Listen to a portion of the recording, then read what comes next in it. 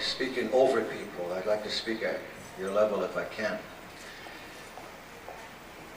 I just flew in from Edmonton, Alberta, so I'm a little bit of a time shock here.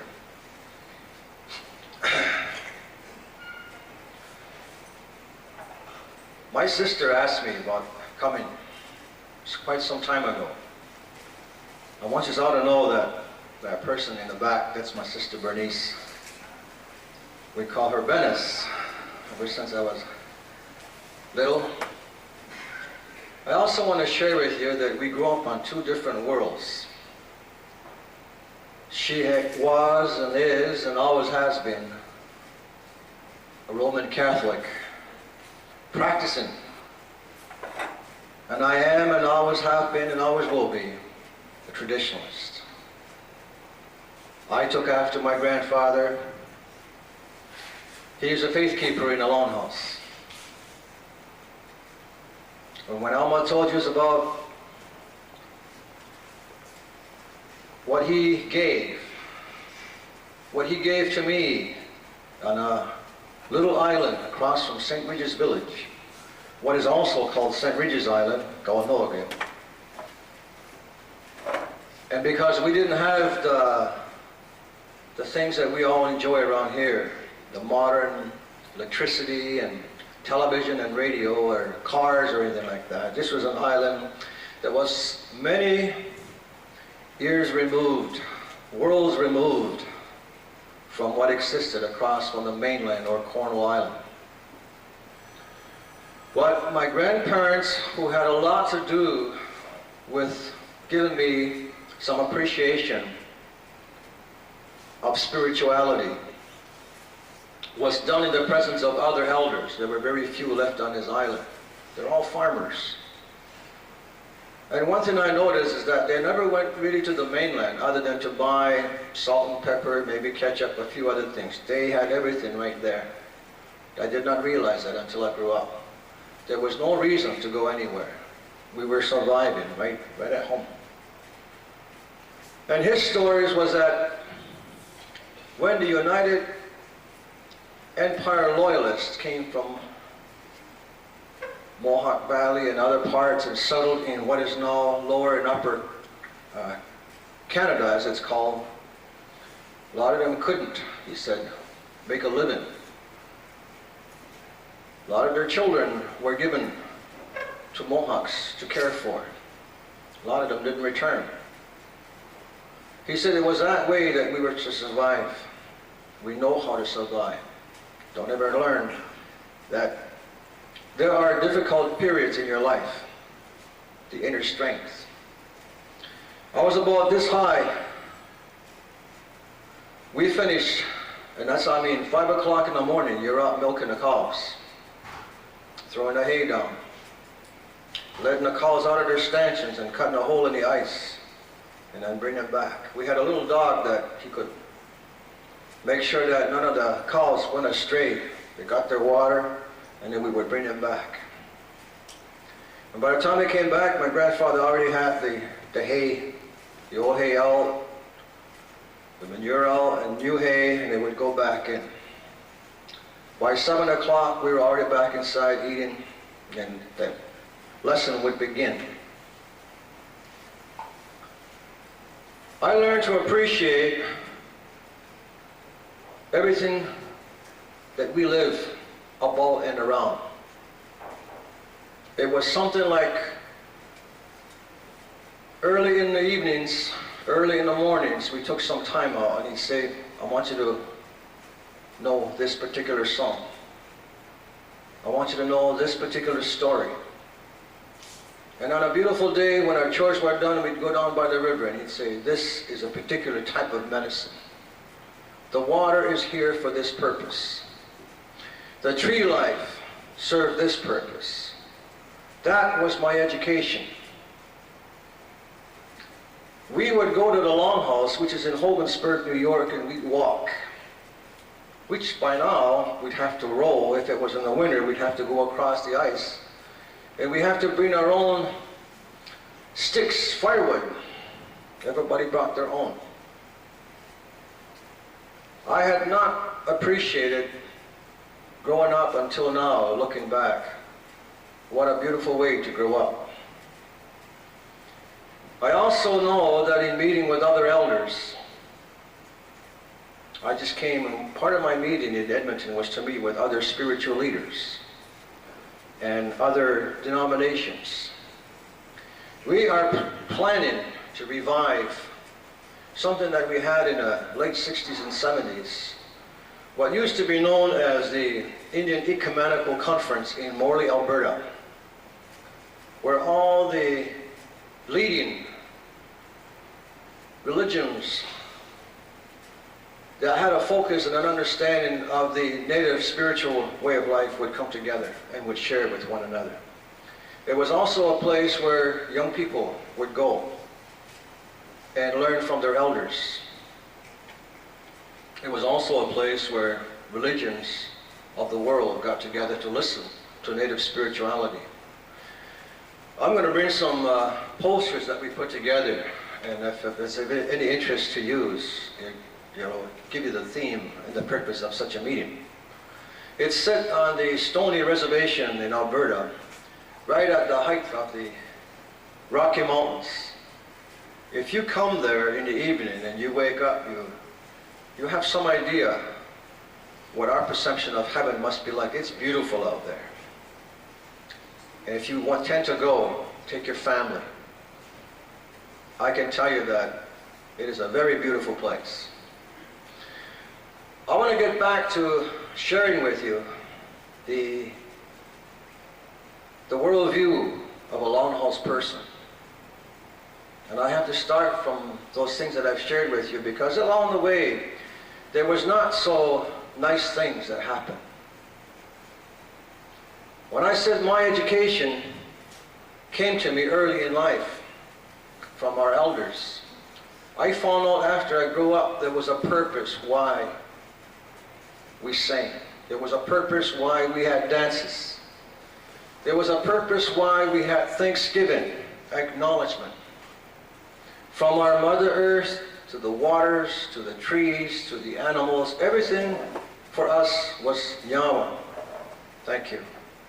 Everything for us was what's going on. I acknowledge and I give thanks. That there was a purpose for everything. But I later found out that there was a misconception by other religions who thought we had many gods. Believe me, in all our Thanksgiving, in all the things that we acknowledge along the way, from our earth to ourselves, to everything, to the four winds, stars, to the heavens, the sun and the moon, to the land of the Creator, Sabayadizo. And only Him do we say, Yawanko. Isa abiguza sa giga chimjat. E wasquatka. I abodanigunar. I wagwenyest. You have given us everything that gives us life. You have given to the humans a responsibility of taking care of the natural world. You have given us teachings to be acknowledgement of forever given thanks and acknowledgement for the world around us. For everything has a purpose. We were probably one of not too many people who recognize that humans are not the only living things on this earth. Because 1992, we're going to be celebrating 500 years of sharing North, South America, the Americas. And in times for me, I hope that we can reflect back and say, what happened to our Mother Earth in 500 years? Then I can stand before you and with pride and with conviction I can tell you now, Waganumsis, I am a traditional and I am a faith keeper in the longhouse. And the songs and the speeches and the ceremony and the thanksgiving that was given to me by my elders who are no longer here has much relevance. I no longer, as I have been subjected early in life, feel ashamed of my background As a matter of fact, in 1984, when I became chief in Akwesasne, many of the people who said he will not last 2 weeks. We've never had a longhouse for an elected chief. Sometimes I hope, looking back, that they might have been right. However, many times the odds have been against. And many times to survive the will, you ask, sa this, dagir na was. Aswagat na, nasa danaw na sa kisat stamp, sir. Agari wagwanyas, na hanta wagyote. Creator, help, give me the power to do good, to help our people. Help them see beyond the prejudice. Help them see beyond the hate. That's what I had to say to survive. I want to tell you a little story, and I mean no disrespect, because sometimes we got to touch on the residential schools and the Indian day schools and the treatment that our longhouse people got along the way. My grandfather and I would go fishing after we got our chores done. And our favorite fishing spot was right at the point across from St. Regis Island. Coincidentally, is on the shoreline of the church, Catholic Church in St. Regis. One time when I was very small, the priest came over by boat just before service, and he told my grandfather that he should come inside where God is. Well, my grandfather says, God's right here fishing with me on a Sunday afternoon. He says, you join us. I began to see very early in life there are two different understandings. To my grandfather, his world and everything he did, Sagratiso, our Creator, was with him. And everything he acknowledged, in his thanksgiving all over the world, everything the Creator was a part of him. That was his view. He did not have to be inside a house, as it was told. And believe me, brothers and sisters, when I was growing up, I had the privilege of being taken by the ear and put in front of the class, because I was the only longhouse kid in the class, and told to the other kids, this is a longhouse child. He will burn in hell forever. Don't associate with him. I was separated from my own age. I saw other longhouse kids in the class, but they didn't say they were longhouse because they were afraid. I could not say anything else, because back in them days, they ask you, you can only be two things. So if you're not a Catholic, you must be Protestant. Well, I didn't know what a Protestant was. I know what a Catholic was because my sister always told me. Waganosis. I'm a longhouse. And that's what happened. A man came from the church later, a few years later. He had a different point of view. He got involved in our lacrosse games. He got involved in our native dances, which our young people shared with one another. And all of a sudden he says, what's it like in your longhouse? Tell me a little bit about it, I want to learn. One time I invited him to a social in the longhouse. Next time he brings other people there. And he tried to remove this barrier, this hatred. My heart, all of a sudden I started saying, maybe there is an opportunity where we could be understood. All of a sudden he left, he was gone. None of the young people knew why he left. I understand he's no longer a practicing priest, but he was somebody that had that kind of influence on us, young people. In other words, his perception was, Catholic way of life can go where the people are. Respect for what you want to project can only be judged from our perception as Ogwehunwe. So if it's in a lacrosse game, if it's in a pool hall, that's where you went. My opinion at that time, from being scared and afraid to respect, started at that time. And many questions to my grandfather and grandmother, why? To how can we turn this around? I always seem to be a scapegoat of many things. And it hasn't stopped. Being a Grand Chief in Akwesasne, it was true that there was a lot of people that said I wouldn't last. But Elmo was also correct in assuming that within that same month, the Pope had announced he was coming to North America, to Canada, to visit, to promote a better understanding. And by then, Father Egan was a priest in Akwesasne. He had come and asked, he said, you know, they're looking for somebody like yourself. The Pope would like to hear real Ogwehunwe songs, us talking our language, our spirituality. He doesn't want no more Hollywood dress up. He doesn't want people dressed up in Hollywood Western headdresses and paraded around, because nobody's buying that anymore. We're going to have to find some real ones.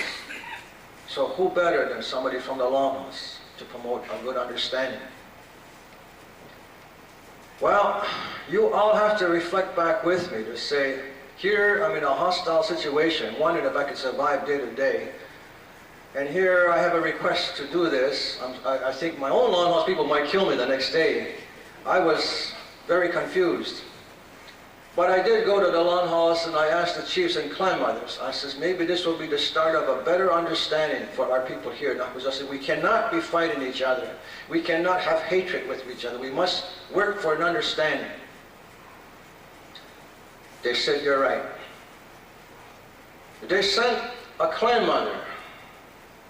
For those of you that don't know me, when people talk of Akwesasne, the Grand Chief, and they say, I introduced my mother. My mother is a clan mother in the Longhouse. And my brother is one of the faith keepers as well, and the leading spokesman for our ceremonies.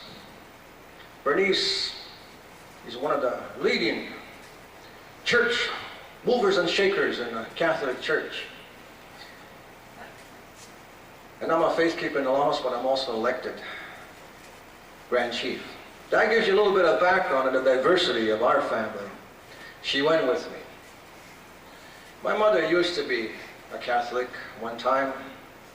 It was her choice to go with her father and her mother to the Longhouse. So she knew a lot of the prayers and the ceremonies that they were going to do. She also knew from talking to her daughter that everyone was reaching for a better understanding, praying for peace and a better understanding for us.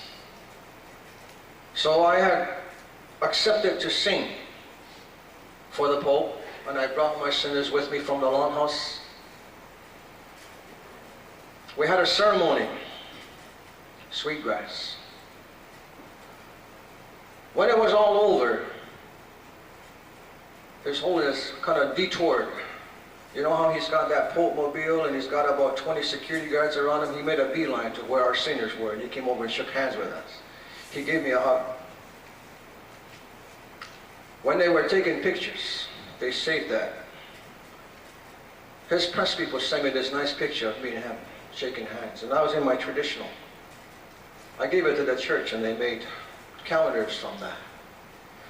It was little things like that that in Akwesasne the Catholics says, let's wait a while before we throw him out of office. Let's see what he can do. So they bought me some time. We try to promote a better understanding, and for the first time for many years, the three councils, the different people start meeting under one roof. We try to set a temple that maybe all the different religions might share a common thing with one another, respect. I have been talking about the longhouse ceremonies and way of life. I want to share with you some of those because I know I told you about my upbringing. Ladies and gentlemen, there's a big hole in the sky. You read the Montreal Gazette as I did this morning, the front page says, the water is dying in Canada. A major health study. The animals are dying off, the trees. We have changed Mother Earth to such a degree that she cannot sustain us. In our time, prior to 500 years ago, I now want you to understand something. Our people didn't pray to the trees and the waters. Our people gave thanks. And when an animal was killed, our people sang an honor song for that animal that we had to use it. For the medicines that we had to use, we had songs for them as well. It was in honor for the goodness that it brought to our people and to creation. Everything that we have at Haudenosaunee, not just Mohawks, but all the Iroquois, when we have a social, we never sing the same song twice. We have so many songs of happiness. We have so many songs of thanksgiving. Some of the titles would amaze you, and some of the dances, because we honor our elders. We have honor for different individuals, for goodness that they have done. We have honor for people, for nations, for things. But those was our tribute. We also had songs for animals. For almost every animal, you could say we had an honor song for him, for a very specific reason. For the water, for the land. That was a misconception that is slowly now being understood. That our people were spiritual in that nature, that they said, our Creator, He gave us all this. We have to take responsibility and take care of it. And ladies and gentlemen, prior to 500 years ago, our people took good care of our Mother Earth. We were spiritual people as well. Very close. Which is why what I'm going to tell you, and this is what His Holiness said. We were wrong to assume that when the white man came over to this continent, he brought God with him. And before that, there was nothing. And that was not in his speech, it was what he felt.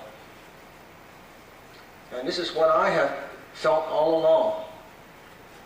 Except I was never given an opportunity to explain what our people believe. In this ecumenical board now that I belong to, it has religious leaders from all the different religions. We have come together and we may take notes. How they have been able to absorb, how they've been able to bring into their church native spiritual teachings. They didn't try to block it out and say it was pagan, that it was false gods. They're bringing it. And they are rebuilding their church and their people inside into something that they're adding to and saying, we're not taking the native people, the Aboriginal people's spirituality, we're giving it back to them now. We're recognizing that it's theirs and we're going to build on it. That's the work that I'm doing, working with elders of different nations and tribes. Very close to home, it's not something that I need to do, it's something that needs to happen. Which is why on this day, today, before the Treaty Indians were to vote on a very important issue, how we're going to tackle things like the Constitution, our treaties in Canada, that I said, I have to go back east. I promised my sister and a group of people there who are having also a very important meeting about our spirituality. I'm going home. So I'll hear tonight, me and Joe will hear what they did over there, because we're always in one political crisis or another. They'll get by. But what's important for us down here, and I really like the opportunity to have to sit there and listen to Joe for a while, it is true. What we are asking for is to be allowed to have a traditional and a Catholic and a Methodist and others to look at each other as Ogwehune and as human beings. I never thought I would have the opportunity to stand before Catholic practicing people.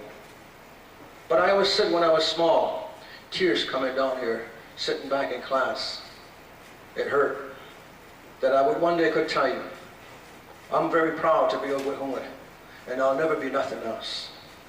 And I'm very proud to be Longhouse, and I'll never be nothing else. But I'm also very proud nowadays of one other thing.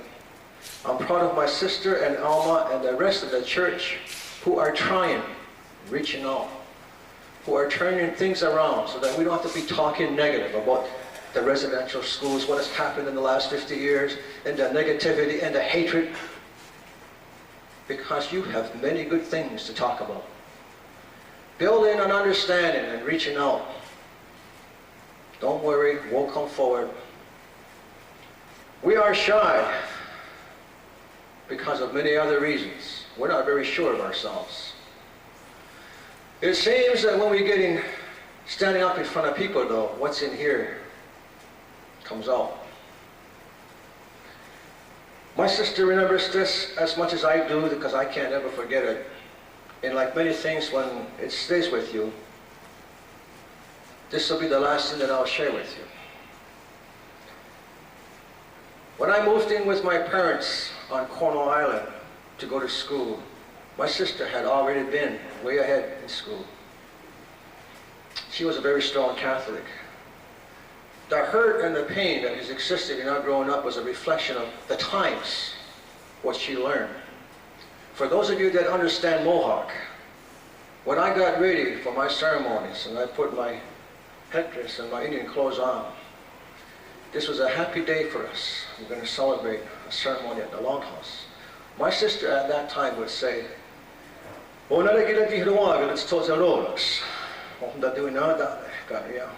that was what Catholics taught of us.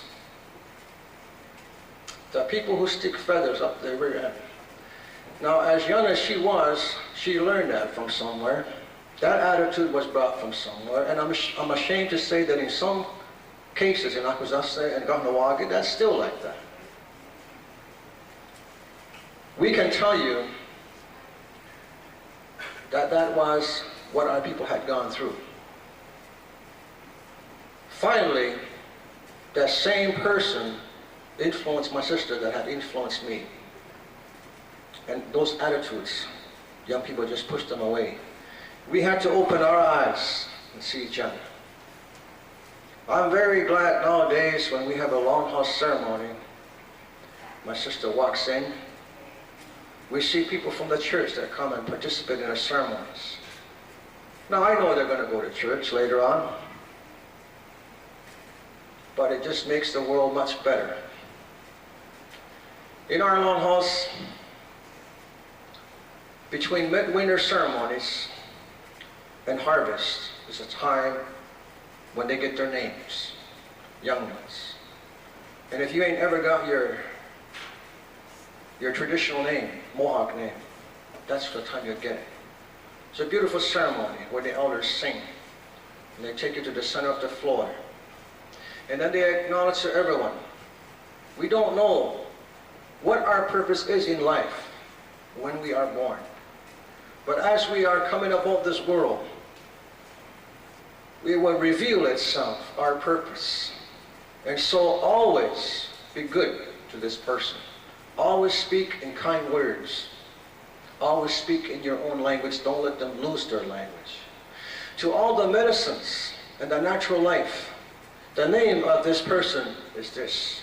They would pronounce the name of the person who was getting this, her traditional name. Sometime during that time, you see, our people, many of us still use traditional medicine. Our connection to the natural world is still very important. Our Mohawk names are still very important, for it's connected. So many people are starting to come back now to get their names. But they get their names and they go back to church. And finally at the long run, I said, there's nothing wrong with that. Because they're Ogbehumwe. They all have to have their names, and they have to have their clan. My name is Ganat Dagir.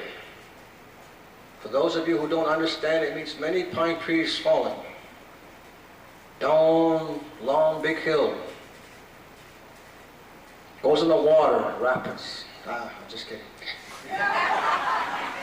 Anyway, it's a long name. It doesn't have a specific. I can keep that up for half an hour. Goes all the way to Japan. Anyhow, before I conclude, when I talked about the songs and my spiritual way, I want to be able to say, I don't have any hatred. I never did. I was confused. I was afraid of everything out there growing up. I felt like a victim. I thought people didn't understand. And I'm glad that in my lifetime I get a chance to go now to Alberta to meet with some of the church leaders of the world, share them, and come back and share them with you. Because we're coming into spring. It's a beautiful time for us. Our people had a song. Now you have in your mind, in the bird life, the first bird that comes up. You see that and you say, hey, just go on, what do you get? What's on that? What's what that you got? And everybody is in a very happy atmosphere. Our people made up a song to remember that time. I'd like to sing it for you.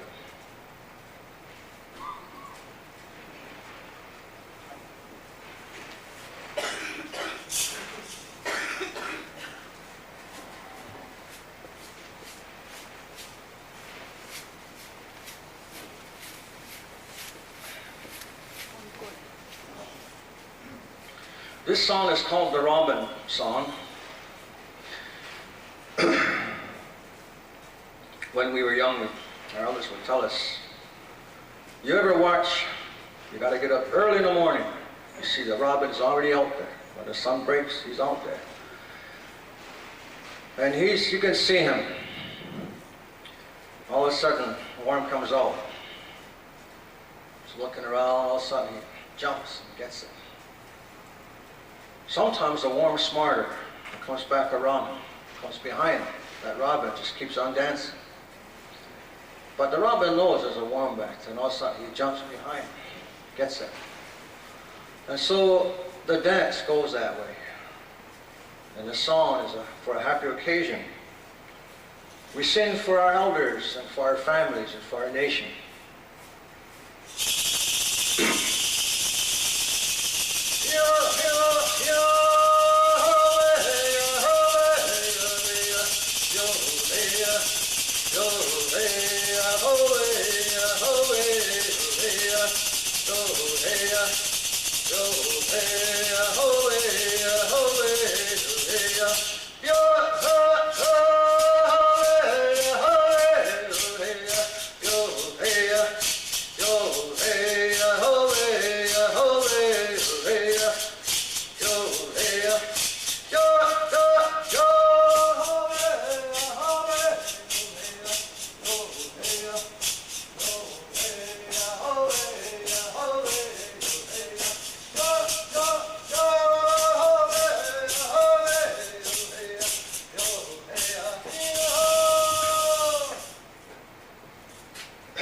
There are many verses. You can imagine for the elite singer who has about 50 people and they're all dancing and they're all robin. All of a sudden he hits that one high verse and he jumps, but he don't turn around. For those that got confused and jumped and turned around, they got to stay on that side. So everybody laughs and say, you got caught, you didn't get the worm.